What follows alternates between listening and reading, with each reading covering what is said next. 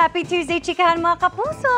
Dabang-dama ng lead stars ng GMA Prime series na Asawa ng Asawa Ko ang suporta ng mga kapuso sa kanilang pagbisita sa pagpapasaya sa Pangasinan. At dahil tag-ulan na, di na nila pinalampas ang pagtikim sa comfort food ng ilang taga roon na kalaskes. Yan ang report ni Chris Duniga ng GMA Regional TV1, North Central Luzon. Dapat nabubulok na kayo sa mga kulungan ngayon. Time out muna sa matinding fight scenes ang Team Kalasag ng GMA Prime series na Asawa ng Asawa Ko. Para magpasaya ng mga Pangasinense sa ginanap na GMA Regional TV Kapuso Mall Show sa San Carlos City, Pangasinan. Tilian ang isinalubong ng fans sa cast sa pangunguna ni Christy, Jasmine Curtis Smith. Always grateful makita ang mga ngiti ninyo, ang mga hiyawan ninyo naririnig namin. Kaya maraming salamat talaga sa pagdalo tuwing may show kami, kahit saan man yan dito sa Pilipinas, lahat ng regional shows.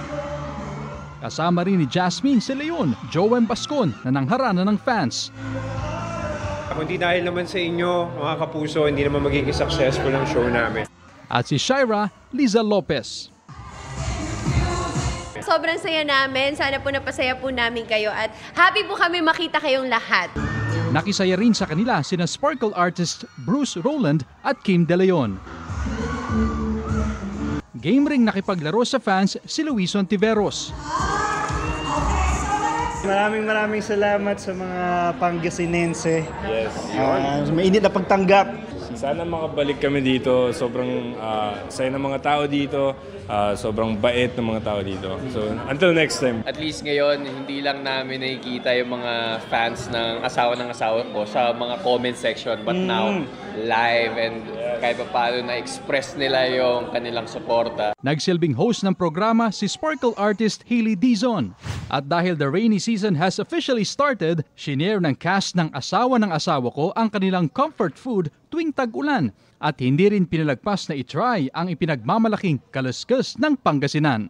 Bagay sa rice tsaka bagay sa tag-ulan na panahon. Kaluskus, masarap siya. Masarap na siya sa tag-ulan, no? Totoo. Para siyang papaitan na mas masarap.